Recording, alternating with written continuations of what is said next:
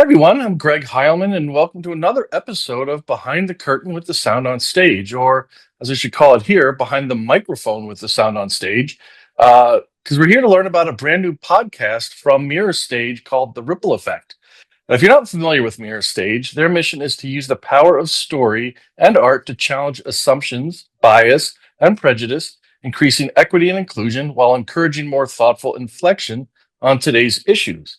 The company is over 20 years old and was started by founding artistic director Suzanne M. Cohen, who joins me today, along with Kanan Gole, to talk about their Ripple Effect podcast, for which Suzanne is the producer and Kanan is the associate producer.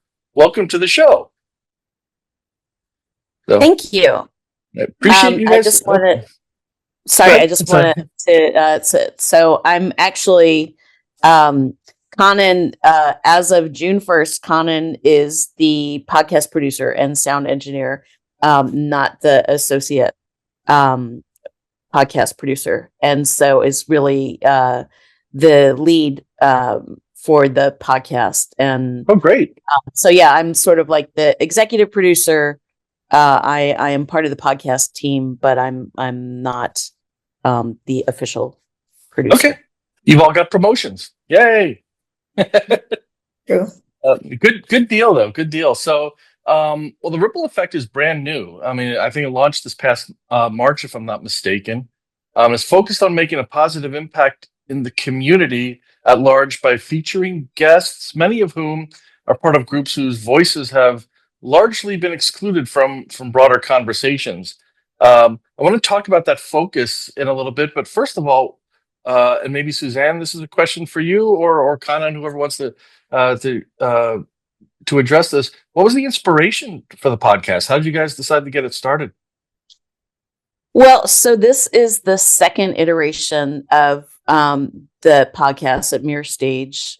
We had first started considering doing a podcast back in 2019. We had piloted a podcast in partnership with Teen Tix that was kind of focusing on the behind the scenes development of a program we used to do called Expand Upon, where the community would select a theme. We would commission 2 local playwrights to each write a short play responding to that theme. There was about a 6 to 9 month development period of the script, and then we would present them both as simply staged readings and have a discussion afterwards. So we piloted the podcast with Teen Tix, and then continued having internal conversations about really the main impetus originally was like the idea of Sesame Street. These are the people of your neighborhood. So starting with, these are the people of our neighborhood internally. These are the artists that we're working with. These are the playwrights. These are the actors, the people on staff. These are the people on board. And then expanding that out to include other people in the community, in the neighborhood, who are working on the issues that we're highlighting. So like Expand Upon covered, the first round was focusing on institutional racism. The second was incarceration. The third was immigration. Then was homelessness, climate change, gun control. So, there's a lot of really important work that's happening in the community around these issues.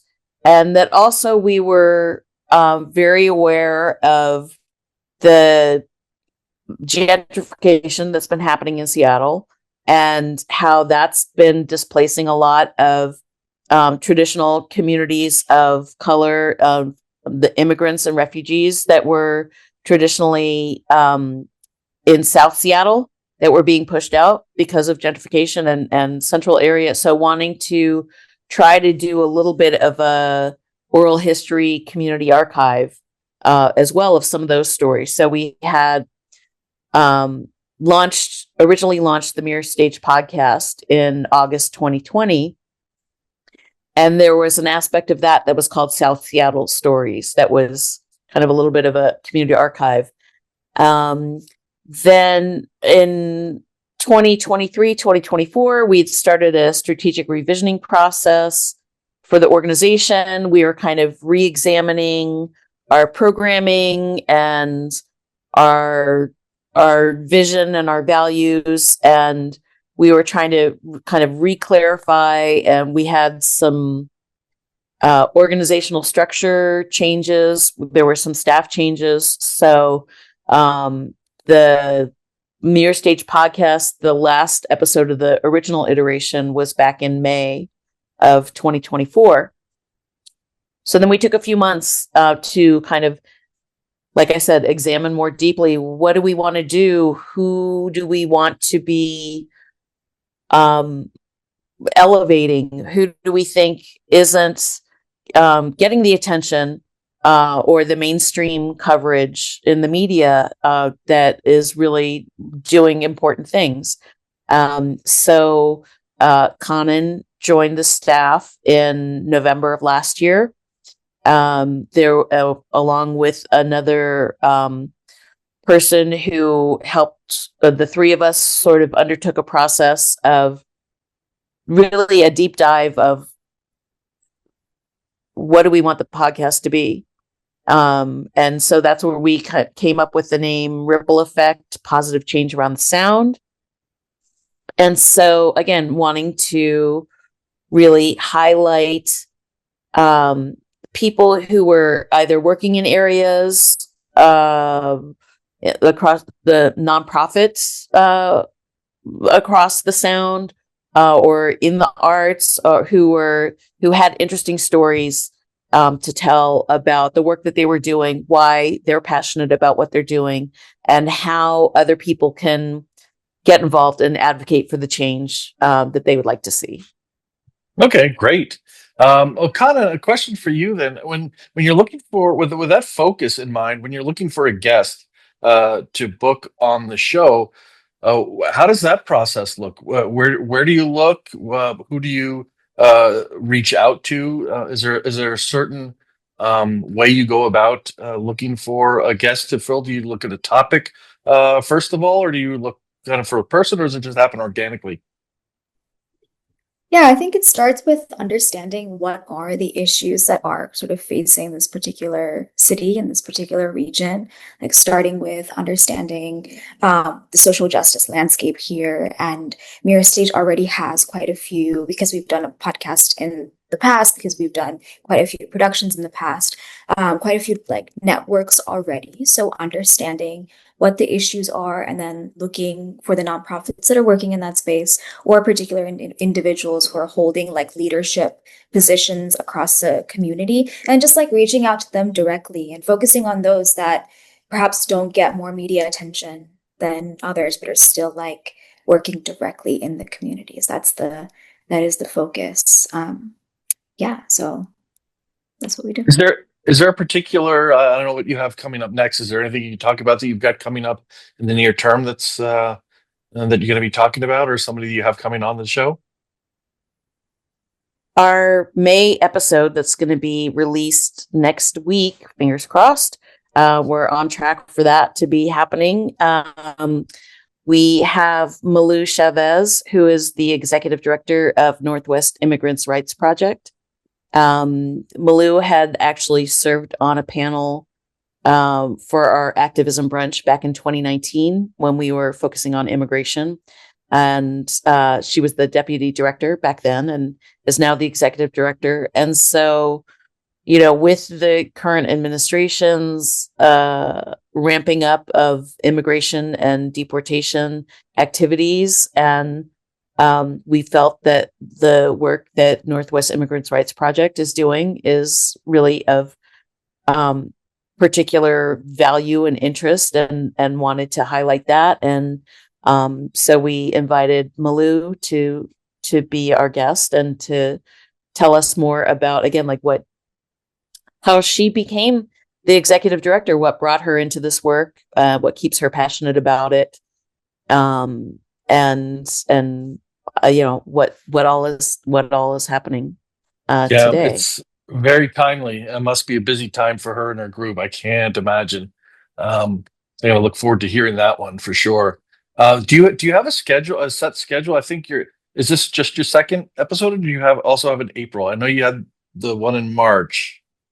Yeah, so Manny Qualling, who is the executive director of Inspire Washington, he was our first guest in March. And then in April, we talked with Rick Dupree, who is doing a documentary on the Seattle chapter of the Black Panthers.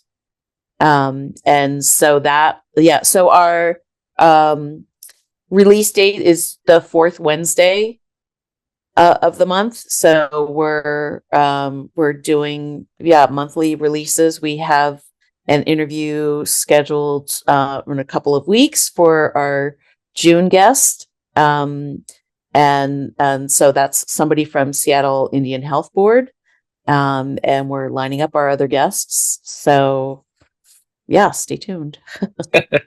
Very cool. Well, it sounds like the DNA for this was kind of there all along, even with your original podcast, because there was a lot of community, impact, and addressing those issues all the way back then. So that's something that I think that way back when you started Mirror Stage, that's something that you wanted to be a part of affecting back since then.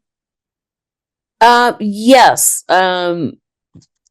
Diversity, equity, and inclusion work has always been a priority for Mirror Stage. So providing opportunities for historically excluded artists to also to be seen on stage, to be telling their own stories, to not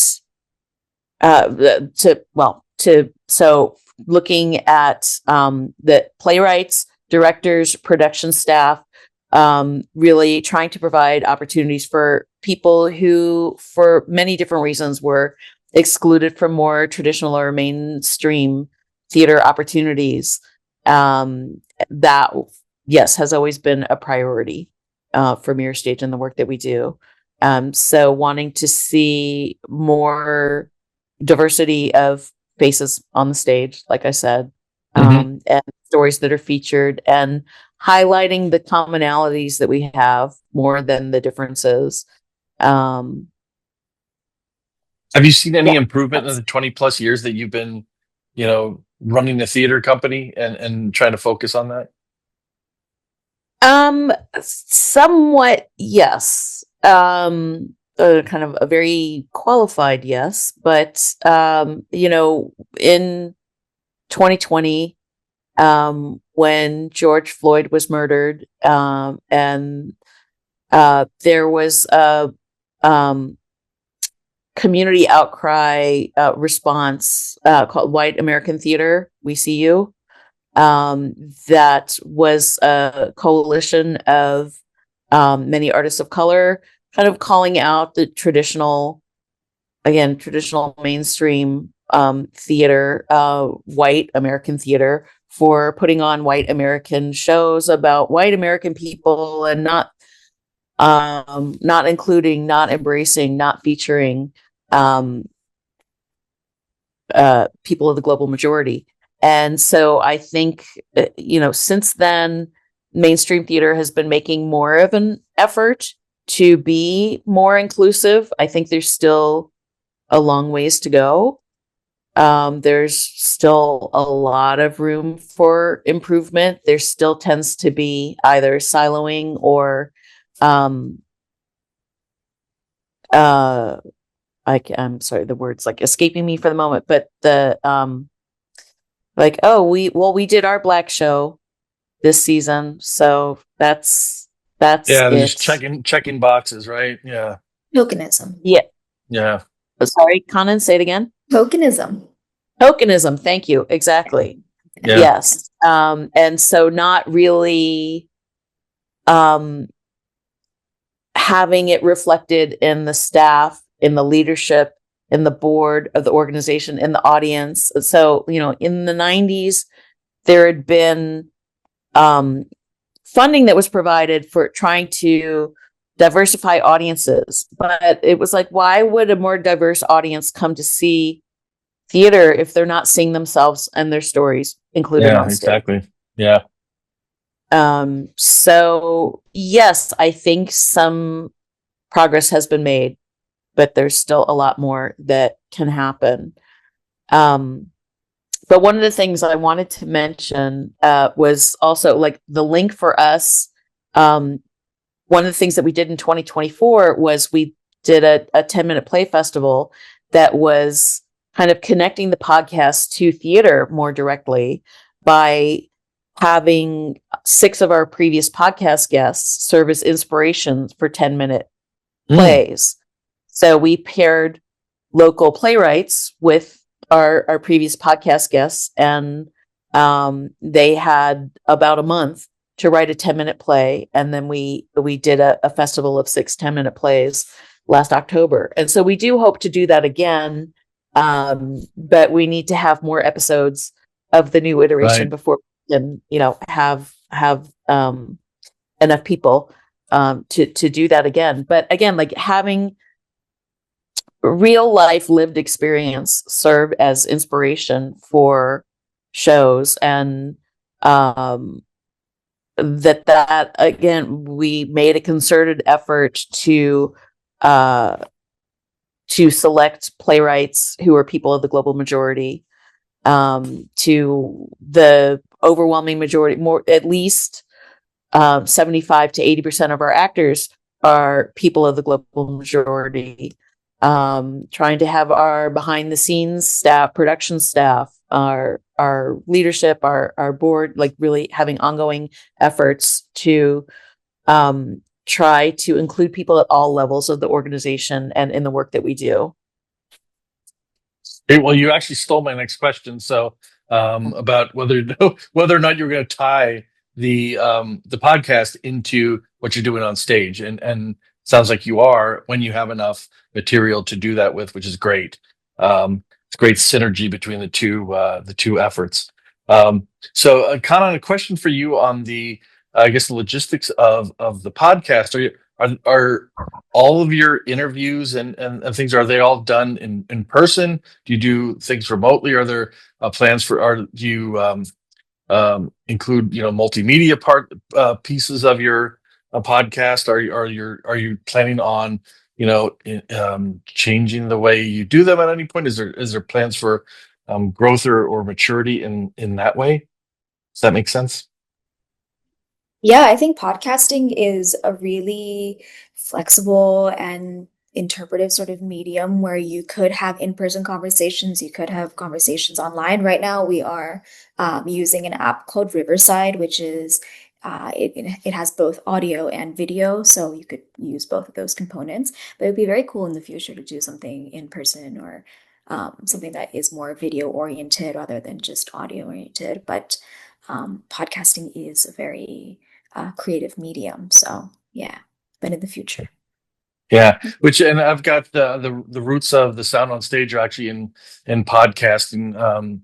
And acting. In front of mine, Matt Haver and I started Heilman and Haver. Before this, we were a podcast over COVID to try to bring some semblance of theater to people while everybody was locked down. By interviewing directors and actors and things. It was one of those things we started in my kitchen. Just had people around my table, and then eventually we had to shut everything down and just go with Zoom.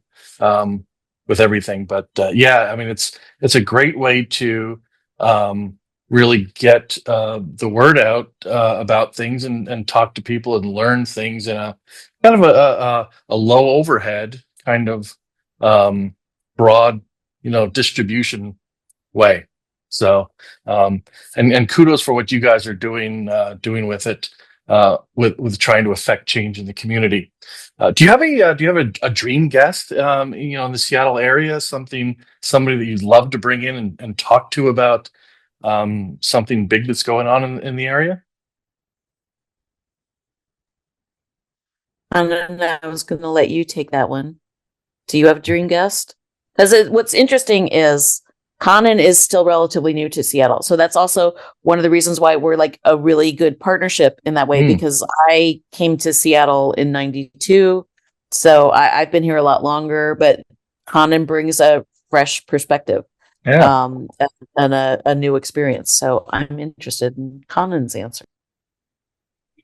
I think that's tough because every guest so far I would view as a sort of dream guest, like the amount, because I am bringing that sort of curiosity into it and the newness of the city and learning about all like these intersectional issues and how this city has changed over the years and what people have been doing for their communities. Like I've learned something new in each episode.